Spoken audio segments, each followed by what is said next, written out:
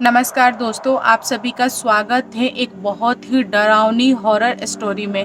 आज की जो कहानी है सचमुच में घटित और बहुत ही ज़्यादा डरावनी स्टोरी है। आज की कहानी बिहार के एक छोटे से गांव में घटित कहानी है।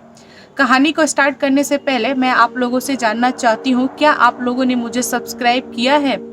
जिन लोगों ने किया है उनको बहुत बहुत धन्यवाद, और जिन लोगों ने नहीं किया है प्लीज़ सब्सक्राइब करें।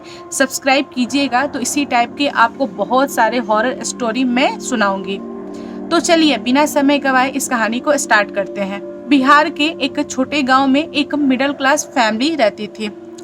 ये जो फैमिली थी काफ़ी खुशहाल, काफ़ी अच्छी फैमिली थी, और इस फैमिली में 4-5 सदस्य थे। इस फैमिली के सबसे छोटे लड़के हैं, उनका नाम है सुशील, और ये घटना उनके साथ घटित हुई है। यहाँ पर सुशील के बड़े भाई की शादी थी, और शादी में बहुत सारे गेस्ट आए थे, और जो शादी थी वो जून के महीने में थी। तो गेस्ट आए थे जितने लोग, वे सारे लोग छत पे सोते थे। पूरा घर भरा था, शादी बहुत अच्छे से हुई, दुल्हन आ गई। और सुशील के यहाँ केवल 2 कमरे थे। एक कमरे में दोनों भाई रहते थे पहले, और एक कमरे में माँ और पापा रहते थे।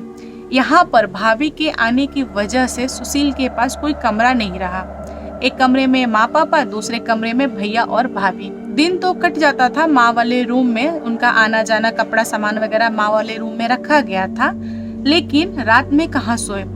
रात में सोने के लिए सुशील को बहुत ज़्यादा प्रॉब्लम होता था। तो सुशील ने सोचा कि छत पे सो जाया करूँगा, क्योंकि अभी गर्मी है और ठंड के मौसम आएगा तब तक एक रूम बन जाएगा, मतलब मेरे रहने के लिए। मैं जाऊँगा कमाऊँगा तो एक कमरा अपने लिए बनवा लूँगा।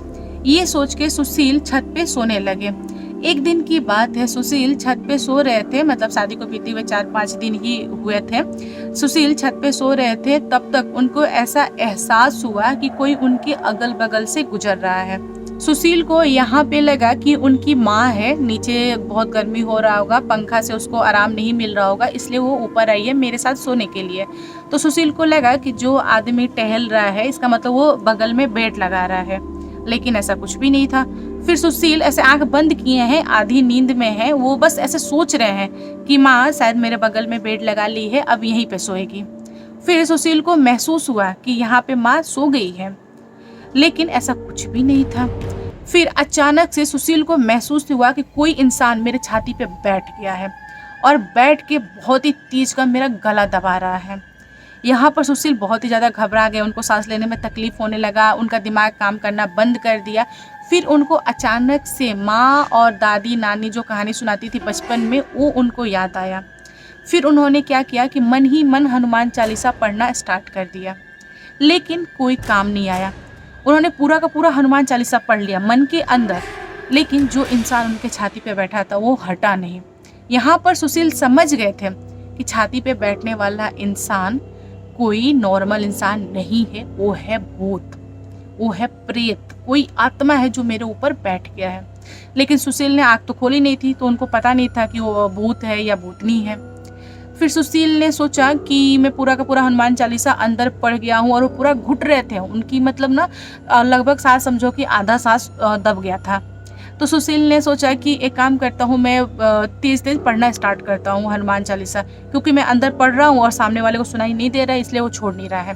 फिर इन्होंने धीरे धीरे, आवाज़ उनके तो निकल नहीं रही थी गले से, क्योंकि गला तो दबा रखा था सामने वाले इंसान ने, मतलब सामने वाले भूत ने। तो यहाँ पर सुशील ने तेज तेज हनुमान चालीसा पढ़ने की कोशिश की। पूरा शुद्ध तो नहीं निकल रहा था उनके मन से, लेकिन फिर भी थोड़ी बहुत आवाज़ ऐसा करके निकल रही थी। जब उनकी ये आवाज़, धीमी आवाज़ उस भूत के कानों में पड़ी, तब उनका धीरे धीरे उन्होंने महसूस किया कोई इंसान उनके गले से हाथ हटा रहा है। फिर उन्होंने अपनी आवाज़ बढ़ाई। फिर उन्होंने महसूस किया कि वो जो इंसान था वो गला छोड़ दिया। यहाँ पर वो डर के मारे आँख खोल दिए।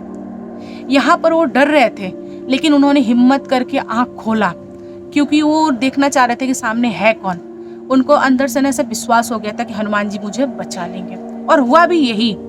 उन्होंने पूरी की पूरी आँख खोल दी, और आँख खोला तो उन्होंने देखा कि एक औरत जो कि बहुत ही ज़्यादा ही कर रही थी, और उसने उड़ा, मतलब उड़ रही है, और सामने वाले पेड़ पे जाके बैठ गई। वहाँ पर बैठने के बाद वो औरत चुपचाप इनको देख रही है, और अंदर से ना गुर्रा रही है। मतलब वो जो औरत है वो चाह रही थी इनको मार देना, लेकिन सुशील क्या किए कि तुरंत हनुमान चालीसा पढ़ते हुए सीढ़ी की तरफ भागे और गिरते फिसलते माँ के पास आए और माँ के पास आके माँ को सारी कहानी बताई, सारी स्टोरी बता दी। यहाँ पर सुशील की माँ ने बताया कि बेटा ये कोई बहुत बड़ी बात नहीं है, तुम अकेले थे इसीलिए वो आ गई और तुम्हारे ऊपर हावी हो गई, तुम डर गए इसलिए वो हावी हो गई, अगर तुम डरते नहीं तो तुम्हारे कुछ नहीं बिगाड़ती, तुम डरा मत करो, एक काम करो तुम ऊपर जाओ सोने के लिए। तो सुशील बोले कि नहीं माँ मैं आज तो नहीं जा पाऊंगा। तो वो बोली कोई बात नहीं बेटा, इतनी मामूली सी बात, इतना नहीं डरते, इतना डरोगे तो तुम्हारे ऊपर हावी हो जाएंगे। काम करना तुम अपने तकिया के नीचे सूखा मिर्चा रखना, चाकू लेकर सोया करो, कभी नहीं भटकेगी, तुम इतना डरते क्यों हो। अच्छा ठीक है हम पंडित जी को बुला के ऐसा घर बंधवा देंगे, दिखवा देंगे। तो यहाँ पे जो सुशील की माँ थी वो थोड़ी टाइट थी, उनको पता था कि भूत प्रेत वगैरह से कैसे बचते हैं। तो सुशील की माँ ने सुशील को समझाया, अच्छे से समझाया, सब कुछ बताया कि देख बेटा ऐसा कुछ भी नहीं होता है, वे अलग दुनिया से आते हैं, वे हमें सिर्फ तंग करते हैं, जब हमारी किस्मत में लिखा रहेगा दुनिया छोड़ने का हम तभी छोड़ेंगे, उनके चाहने से कुछ नहीं होता है। मतलब बहुत समझाया, लेकिन फिर भी जो सुशील की धड़कनें थी वो बढ़ गई थी, क्योंकि अगर सुशील ने अपना दिमाग नहीं लगाया होता, हनुमान चालीसा नहीं पढ़ा होता, फिर क्या होता सोचिए आप लोग।